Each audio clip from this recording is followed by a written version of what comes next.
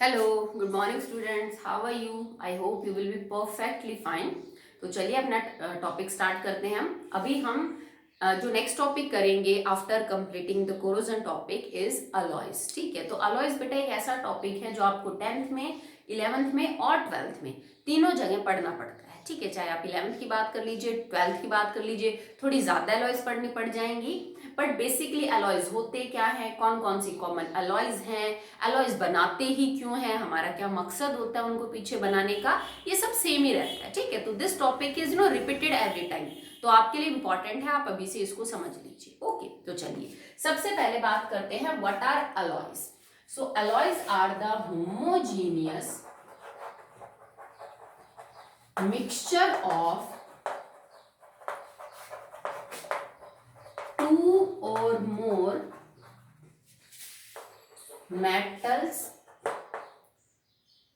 और non metals. ठीक है, आप वैसे छोटी क्लासेस से 9th से पढ़ते आ रहे हैं इसको, that alloys are homogeneous mixture. ठीक है, तो अलॉयज एक टाइप के मिक्सचर होते हैं बेटा, ये कोई कंपाउंड नहीं होते हैं। इनके अंदर हम दो या दो से ज्यादा एलिमेंट्स को आपस में मिक्स करते हैं, वो मेटल भी हो सकते हैं, वो नॉन मेटल भी हो सकते हैं। ठीक है, तो अलॉयज एक होमोजीनियस मिक्सचर है। होमोजीनियस मिक्सचर बेटा वो मिक्सचर होते हैं जिनके बनने के बाद पूरे मिक्सचर की कंपोजिशन थ्रू आउट सेम रहती है। मतलब आपको पता ही नहीं चलेगा कि कौन सी चीज कहाँ मिक्स करी है। मिलने के बाद, मतलब वो मिक्सचर बनने के बाद सारा मिक्सचर बिल्कुल एक जैसा दिखता है, उसमें कहीं कोई इरेगुलरिटीज नहीं होती। ठीक है, उसको हम होमोजीनियस बोलते हैं। Composition is same. जैसे तुम नमक के अंदर अगर मान लो तुमने पानी डाला, या पानी में नमक डाला, चीनी डाली, नींबू का रस डाला और तुमने शिकंजी बना ली, और फिर आपने उसको छलनी से छान लिया। ठीक है, तो वो सब जगह एक जैसी दिखती है। ऐसा तो नहीं होगा कि ऊपर से तुम चम्मच लोगे शिकंजी ग्लास में से तो वो ज्यादा खट्टी मीठी होगी, नीचे का टेस्ट अलग होगा। भाई टेस्ट में, टेक्सचर में, सब जगह वो एक जैसी दिखेगी, तो हम बोलेंगे this is an homogeneous mixture. ठीक है, वो मिक्सचर है, माना कि लिक्विड है पर मिक्सचर ही एक। ठीक है, एक मैं यूं कर दूं, रेत और चौक को आपस में मिला दूं, तो क्या वो प्रॉपरली मिक्स होगा? आपको चौक अलग दिखेगा, रेत अलग दिखेगा, that is heterogeneous mixture. Okay, so alloys are nothing but these are the homogeneously mixed elements जिनको हमने एक रेशो में मिलाया है। आप मेटल्स भी ले सकते हो, नॉन मेटल्स भी ले सकते हो, कोई कंपल्शन नहीं है कि सिर्फ मेटल्स की अलॉय बनती है ना। मेटल को मेटल के साथ मिलाओ, मेटल को नॉन मेटल के साथ मिलाओ, कम से कम दो तो मिलाओ, क्योंकि बेटा एक मिलेगा तो फिर वो मिक्सचर कहाँ हुआ, फिर तो वो एक कंपाउंड ही हो गया, एलिमेंट ही हो गया। ठीक है, तो दो या दो से ज्यादा कितनी भी आप आपस में जो है वो मिक्स कर सकते हैं। ठीक है, होमोजीनियस मिक्सचर, इस बात का आप ध्यान रखेंगे। करते कैसे, अलॉय बनाते कैसे हैं? चलो मैं एक सिंपल सा एग्जांपल लेती हूँ। जैसे मान लो आपको ब्रास बनानी है, ब्रास।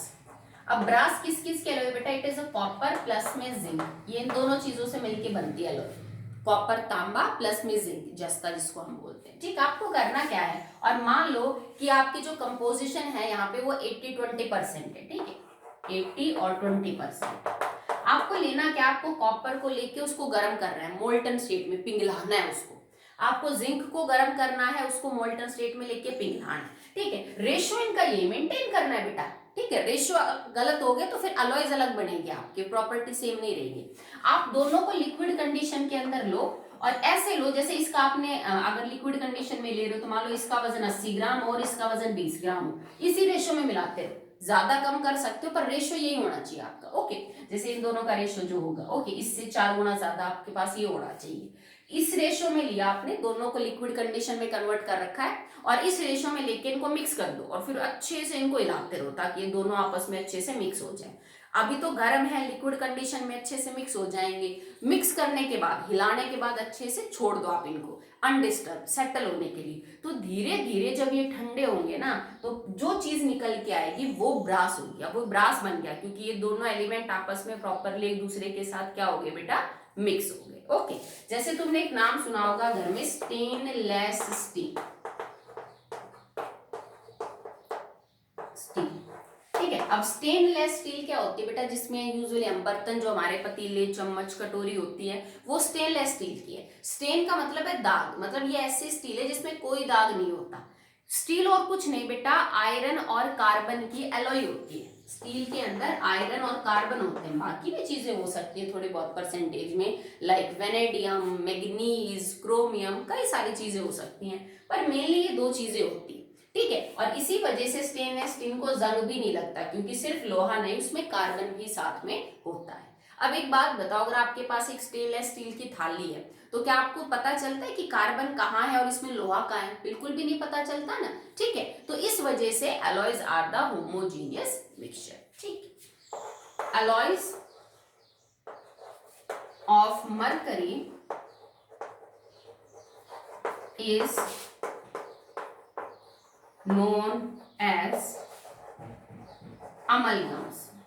ठीक है, ये स्पेशल नाम है। अगर कोई भी ऐसी एलॉय जिसमें एक हिस्सा मरकरी का है, मतलब परसेंटेज कम है तो ज्यादा है, तो मरकरी के साथ कौन सा एलिमेंट मौजूद है इससे कोई फर्क नहीं पड़ता, बट अगर आपकी एलॉय में कुछ भी परसेंटेज मरकरी की मौजूद है, तो मरकरी से बनी हुई एलॉयज को हमने एक स्पेशल नाम दिया है, दैट इज नोन एज अमलगम्स। अगर मैं बोल दूं अलॉय तो वो किसी की भी हो सकती है, पर अगर मैं बोल दूं अमलगम है बेटा मेरे पास, तो तुम कहोगे मैडम इसमें मरकरी जरूर है, बाकी कोई और हो सकता है। जैसे मैं यूं कह दूं कि मेरे पास जिंक अमलगम है, मतलब मैडम आपके पास जिंक और मरकरी की अलॉय है। मैं कह दूं मेरे पास सोडियम अमलगम है, तो तुम कहोगे मैडम आपके पास सोडियम और मरकरी जो है उसकी क्या है बेटा, अलॉय। ठीक है, इनमें मेटल हो, आपस में मेटल को मेटल के साथ मिक्स कर लीजिए, नॉन मेटल को नॉन मेटल के साथ मिक्स करके मेटल डाल दीजिए थोड़ा बहुत, सबकी परसेंटेज फिक्स है बेटा, आप अपनी मर्जी से कुछ भी नहीं मिला सकते, इस बात को क्लियरली नोट कर लीजिए। ठीक है, ये मिक्सचर जरूर हम बोल रहे हैं। ठीक है, और मिक्सचर में रेशियो फिक्स नहीं होता, आपको ये बात पता है कि कंपाउंड्स में रेशियो बाय मास फिक्स किया जाता है, नॉट इन द मिक्सचर, पर अलॉयज के अंदर ये है तो मिक्सचर, पर हम एक डेफिनेट रेशियो में हर चीज को मिलाते हैं, ऐसे कुछ भी नहीं मिला देंगे, नहीं तो प्रॉपर्टीज बिल्कुल क्या हो जाएंगे बेटा, अलग अलग हो जाएंगे। ठीक है, so that will be the introduction part for the alloys. आगे आगे हम और पढ़ेंगे। अब हम पढ़ रहे हैं what are the objectives of alloy making, मतलब जरूरत क्या पड़ी, why we mix copper with zinc. ठीक है, या फिर आगे जो भी अलॉयज पढ़ेंगे जरूरत क्या है, तो अब वो देखेंगे कि किस लिए किया हमने इतना सब कुछ। बेटा होता क्या है ना कि हर एलिमेंट में कुछ अच्छी बात और कुछ खराब होती है। जैसे लोहा है, बड़ी स्ट्रॉन्ग पॉइंट है इसमें positive, that it is very strong iron, पर सबसे बड़ा ड्रॉबैक है इसको जंग बड़ा लगता है, तो जिस वजह से कितना ज्यादा खराब हो जाता है। हमने लास्ट टॉपिक कोरोजन ही किया। ठीक है, कुछ है जैसे एल्यूमिनियम है, भाई अच्छी प्रॉपर्टी है, बहुत ही हल्का होता है, जंग वगैरह नहीं लगता, बट सॉफ्ट होता है। एल्यूमिनियम का तार आप यूं हाथ से मुड़ जाएगा, काफी सॉफ्ट है आयरन और उन सब के कंपैरिजन में। ठीक है, गोल्ड है, ठीक है भाई, बहुत अनरिएक्टिव है, ना जंग लगता है ना किसी के साथ रिएक्ट करता है, बट बड़ा सॉफ्ट होता है। जो गोल्ड की ज्वेलरी आप पहनते हो वही बॉडी सॉफ्ट है, जो कि एक्चुअली में प्योर गोल्ड नहीं है। 24 कैरेट गोल्ड जो प्योर सोना है वो तो और भी सॉफ्ट होता है। तो हर मेटल में कुछ अच्छा और कुछ खराब होता है। अगर आप चाहते हो कि मेरे को इस मेटल की खूबी चाहिए पर इसकी जो ड्रॉबैक है, जो इसका वीक पॉइंट है, ये नहीं चाहिए, तो हम अलॉयज बना के उस चीज को अटेन करने की कोशिश करते हैं। अलॉय बनाने के अलग अलग जो है वो मोटिव्स हो सकते हैं, कभी किसी जरूरत के लिए तो कभी किसी जरूरत के लिए हम अलॉयज को बनाते हैं। अब हम वही पढ़ रहे हैं कि किस किस के लिए बना सकते हैं। ऑब्जेक्टिव्स ऑफ अलॉय मेकिंग, इसमें कई बार बड़े क्वेश्चन पूछे जाते हैं बेटा कि आपने ये जो एलॉय बनाई है ना, इस एलिमेंट की, इस मेटल के आपस में मिक्स करके, इसकी किस प्रॉपर्टी की वजह से आपने ये एलॉय बनाई है, मतलब क्या चीज इंसर्ट करनी थी आपको। ठीक है, जब आपने इन दोनों को मिला के एलॉय बनाई है, तो ये बड़ा पूछा जाता है। फर्स्ट है to increase hardness, to increase hardness, अगर आपको आपका जो एलिमेंट है उससे ज्यादा थोड़ा सख्त करना है उसको, ठीक है, वो सॉफ्ट है, तो आप उसके अलॉय बना सकते हो। गोल्ड इसका बहुत अच्छा एग्जांपल है। जो ज्वेलरी बनती है ना बेटा, वो 22 कैरेट गोल्ड की, 22 कैरेट गोल्ड या फिर 18 कैरेट गोल्ड, और इवन अगर मिलावटी है तो और भी कम हो सकता है, उसकी बनती है। पर जो 24 कैरेट गोल्ड है ना, वो होता है प्योर गोल्ड, ठीक है, जिसमें कोई इम्प्योरिटीज वगैरह कुछ नहीं है। पर प्योर गोल्ड के अंदर एक प्रॉब्लम रहती है कि बड़ा ही सॉफ्ट होता है। आप इससे ज्वेलरी वुलरी बना ही नहीं सकते हो। भैया आपने मेहनत करके ज्वेलरी वगैरह बना दे, इतना सॉफ्ट है, अगर किसी चीज के टच हो गया तो वहां से टूट जाएगा। तो इतना महंगा इतना कॉस्टली चीज कोई लो रहा, हाथ लगते ही टूट गया, तो भाई सॉफ्ट चीज तो ऐसे ही होगी, ठीक है। तो आप उसकी ज्वेलरी नहीं बना सकते, सीधी सी बात ये। तो हम क्या करते हैं, गोल्ड में कुछ हिस्सा किसी और एलिमेंट का मिलाते हैं ताकि ये थोड़ा हार्ड हो जाए। तो हम करते क्या है, या तो आप गोल्ड में थोड़ी सी चांदी या थोड़ा सा कॉपर या थोड़ा सा जिंक, हम ये चीजें मिला देते हैं, ठीक है भाई। उसकी प्योरिटी पे तो फर्क पड़ गया, वो 100% प्योर नहीं रहा, पर इनको मिलाने से गोल्ड जो सॉफ्ट था ना वो थोड़ा सख्त हो जाता है और अब उसकी ज्वेलरीज बनाई जा सकती हैं, ठीक है। तो यहाँ पे हमने गोल्ड को हार्ड करने के लिए उसके अंदर ये एलिमेंट्स मिलाए। तो 24 कैरेट गोल्ड के अलावा जो गोल्ड है वो एक अलॉय ही तो है बेटा। यही किया जाता है, जैसे कॉपर को, सिल्वर को, जिंक को गर्म करके, सोने को गर्म करके एक पर्टिकुलर रेशो में मिक्स कर दो। अब ये थोड़ा सा स्ट्रॉन्ग हो जाता है, हार्डनेस हो जाती है इसमें, और फिर आप इसकी ज्वेलरी बना सकते हो। इसमें स्टील भी आ सकता है एग्जाम्पल। लोहे के मुकाबले स्टील बड़ा हार्ड होता है बेटा। आपने लोहे का तार और स्टील का तार कंपेयर करके देखना, स्टील का तार ज्यादा मजबूत होता है, ज्यादा स्ट्रॉन्ग होता है वो, बजाय कि किसके, लोहे के। तो लोहे से स्टील को बनाने के भी दो कारण हैं। एक तो जंग नहीं लगता स्टील को, तो आप जंग से प्रोटेक्ट कर सकते हो अपने लोहे को स्टील बना के। दूसरा, स्टील ज्यादा हार्ड होती है as compare to the iron. Okay चलिए, सेकंड है टू इंक्रीज टेंसाइल स्ट्रेंथ। याद है ना टेंसाइल स्ट्रेंथ की, भूल गए। Tendency to bear the load is known as the tensile strength. वजन उठाने का जो गुण है बिना टूटे वो टेंसाइल स्ट्रेंथ है, ठीक है। तो जैसे अब मैं स्टील का एग्जांपल, इसमें स्टील अच्छा एग्जांपल है बेटा, ठीक है। अगर आप लोहे के तार की टेंसाइल स्ट्रेंथ देखेंगे तो वो कम है, मतलब एक लोहे का तार कम वजन झेल सकता है। अगर उसी लोहे के तार को मैं कार्बन के साथ, क्रोमियम के साथ मिक्स करके स्टील बना लूं, ठीक है, तो स्टील का तार बहुत ज्यादा वजन उठा सकता है।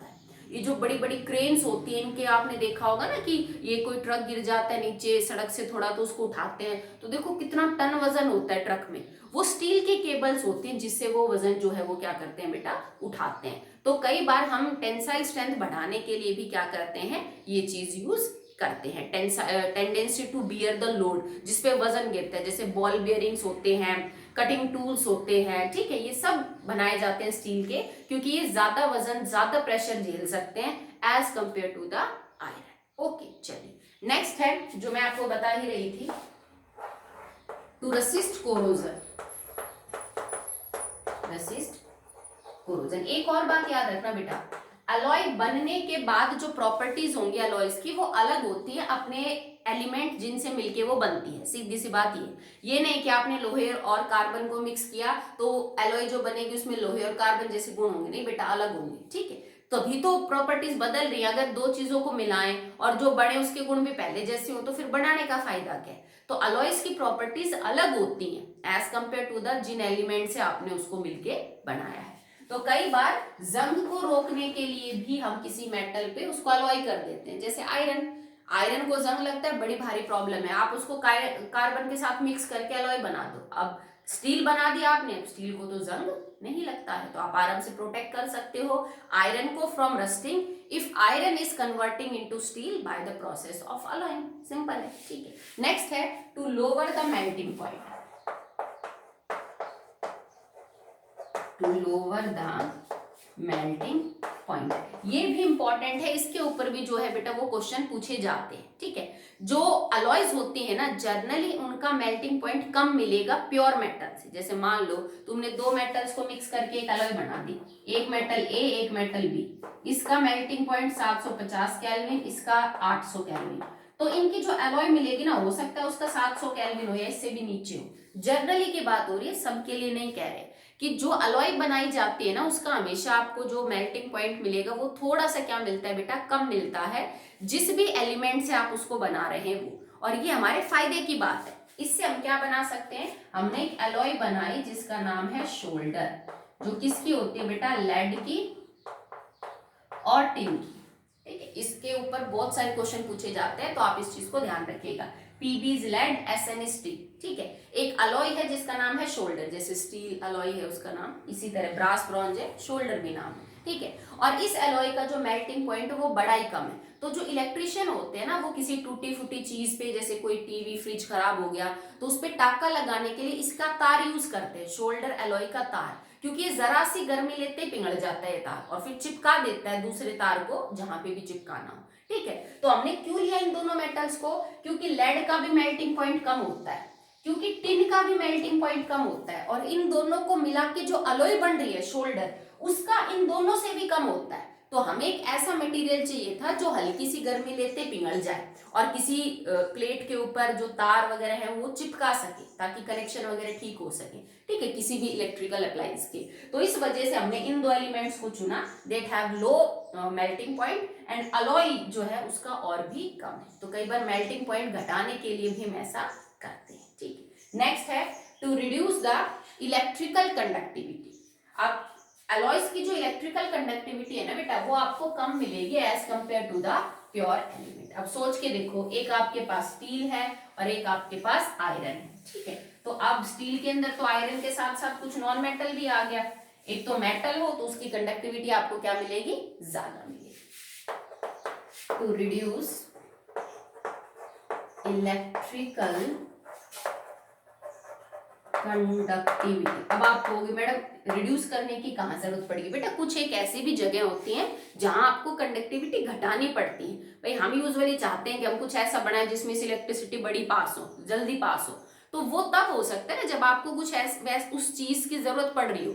अगर आपको कुछ ऐसा प्रोसेस करना है जहां पे आप चाहते हो कि इलेक्ट्रिकल कंडक्टिविटी थोड़ी कम हो जाए, तो आप इसको जो है वो यूज कर सकते हो। ठीक है, इलेक्ट्रिकल कंडक्टिविटी अलॉयज की जर्नली कमजोर ही होती है, थोड़ी कम ही होती है प्योर मेटल के मुकाबले। जैसे ब्रास है आपके पास, ब्रॉन्ज है। ठीक है, अब ब्रास और ब्रॉन्ज के अंदर एक चीज कॉमन है, दैट इज कॉपर।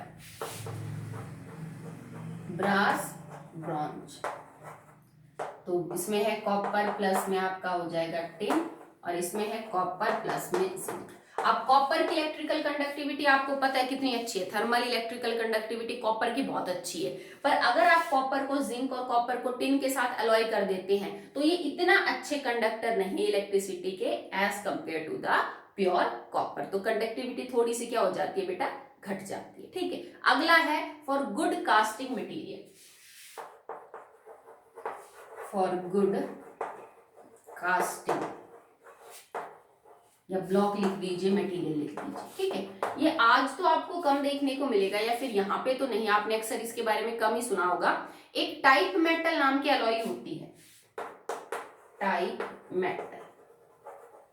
ठीक है, ये नया है, आपने इससे रिगार्डिंग जो है थोड़ा कम ही सुना होगा। इसमें लेड, एंटीमनी और टिन होते हैं। लेड, एंटीमनी होता है बेटा Sb, एंड टिन Sn, ये तीन एलिमेंट्स पाए जाते हैं।